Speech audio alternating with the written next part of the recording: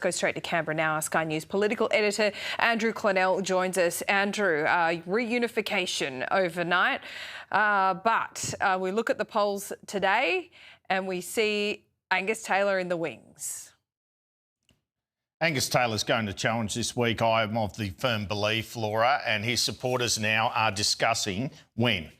So whether it's Friday, which I flagged last week, and they go to Sussan Ley on Thursday, or whether someone actually moves a motion tomorrow, which is problematic because there's no senators in the room. They're in Senate estimates and there'd be resistance to no senators being there.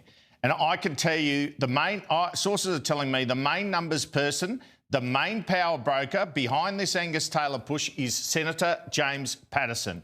And I'm going to show you these photos once again, or these images of James Paterson telling Andrew Hastie that he would not be the rights candidate, that he did not have the backing of Paterson and his colleagues at a meeting at a home in Melbourne a couple of weeks ago. And caught by the Australian there, Angus Taylor and Andrew Hastie meeting there. James Paterson basically is the kingmaker here if Angus Taylor gets the job. And you'd expect him to be promoted, by the way, if Angus Taylor gets the job.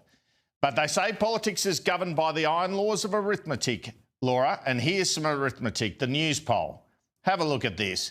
18%, almost minor party status. As Jane Hume said, as Colin Boyce said in Cameron Redden's Cross there, you've all lost all your seats. Now, it doesn't really matter whether you're a moderate, whether you're from the right, whether you're from the centre-right. There's one thing that gets politicians voting against a leader, and it's sitting on your screen right now, the fact that they might lose their seats. So that is where I believe things are at from all the people I've been talking to this morning. If Sussan Ley, after getting the coalition together, had managed another 21% result, we might be talking about a March challenge or a challenge even after budget reply. But what I'm talking about, my information from multiple sources, is that the Taylor forces are attempting to move this week. And it really is a question of which day this week someone moves a spill motion or tries to get a leadership vote together. Now, they would like it if Sussan Ley just stood down in terms of these appalling and unprecedented poll results, the likes of which I haven't seen in 30 years of journalism in Australia.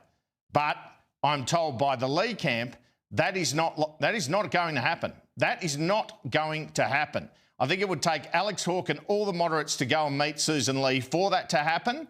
And she wants to be blasted out if she's going to leave that job. That's Sussan Ley's position as of last night, I was told, Laura. Yep, well, I understand that to be the case as well, Andrew. Let's talk about the logistics of this as well, because, you know, we've been speculating upon Angus Taylor challenging. We show you those photos once again from that pivotal meeting there in Melbourne. You say the senators not being in the room. I can't see how that would give a new leader authority if the senators weren't in the room. So logistically, that has to be worked out somehow, surely.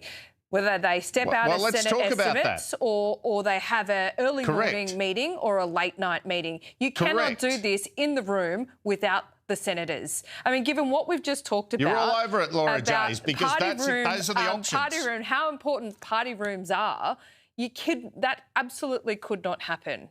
So how does it work, Andrew? Tell me. Yeah, but that's the point. You just told us. So basically there are a few options here.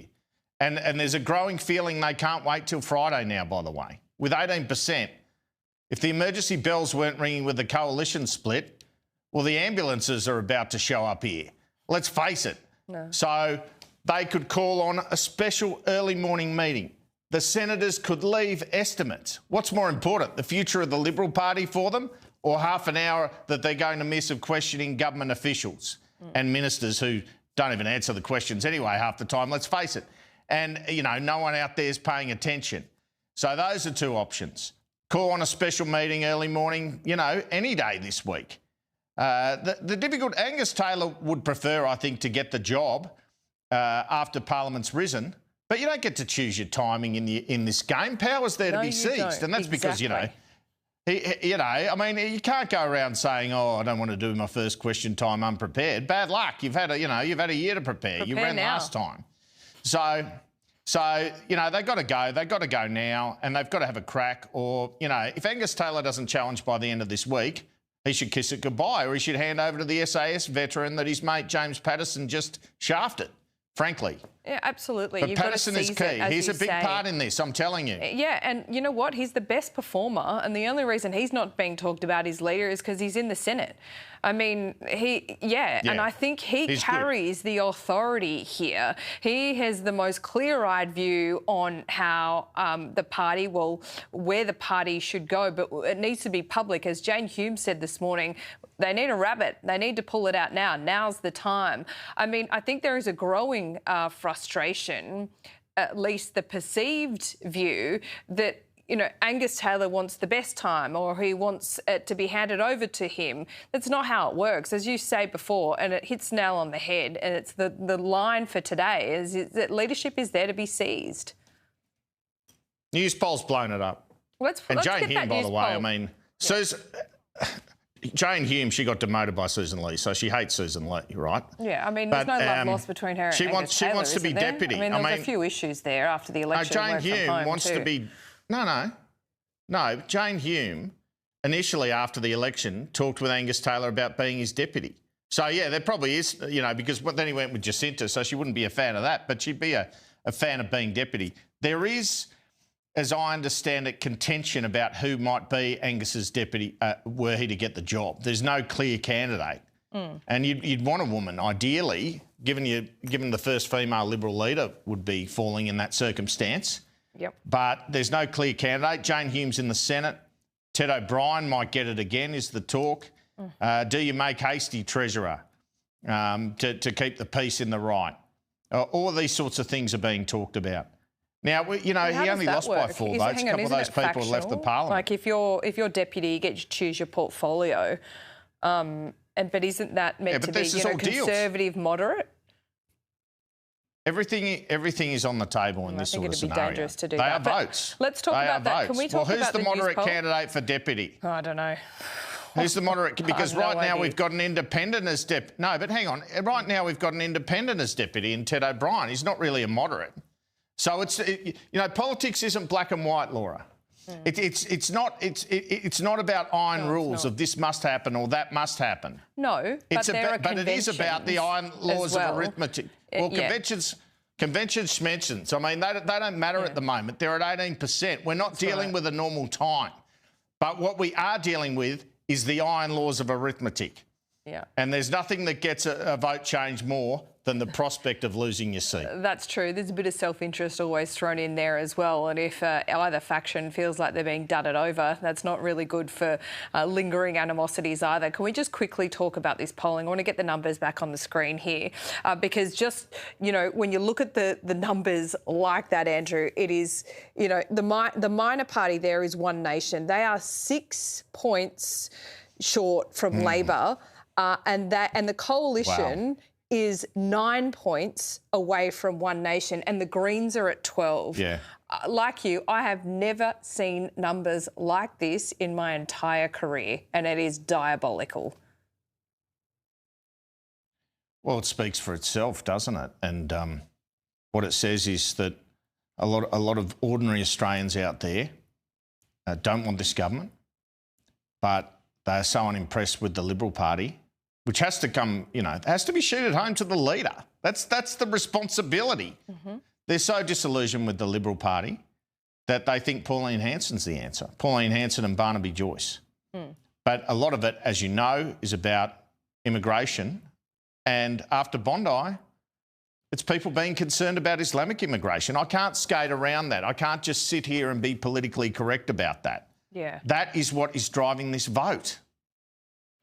And, you know, sometimes in the electoral cycle, and I've been saying this for the past couple of weeks, sometimes in the electoral cycle you can explain it away with people are so frustrated with the current crop at the moment, they tend to park their vote in a party like One Nation. I've been saying, you know, this never usually translates an election, but when they're at 27%, I can no longer say that. They are a real threat, even though an election is 2 years away, and to fall...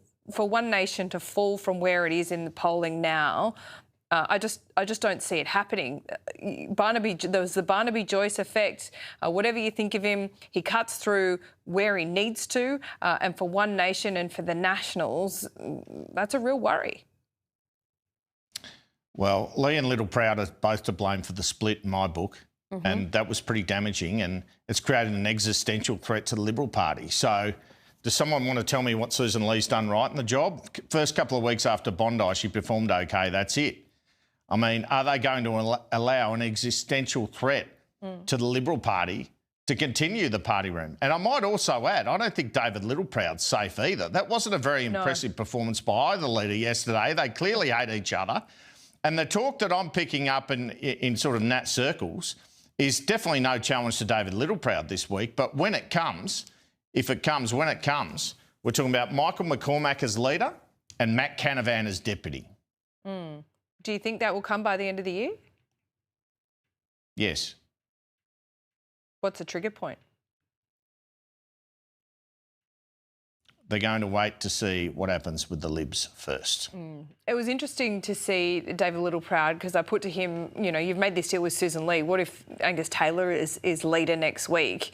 Does the deal still stand? He says, no, this is a coalition agreement. Do you believe that? I think they might be after more from Angus.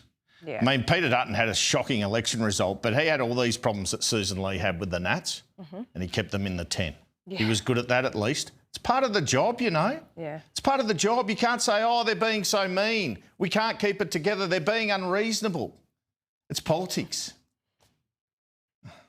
Certainly is, and it's messy at the moment. We will see, Andrew. Great to talk to you. As Andrew said, he says he believes there will be a challenge by the end of the week, and we've just talked through the logistics there of how this might happen. So strap yourselves in.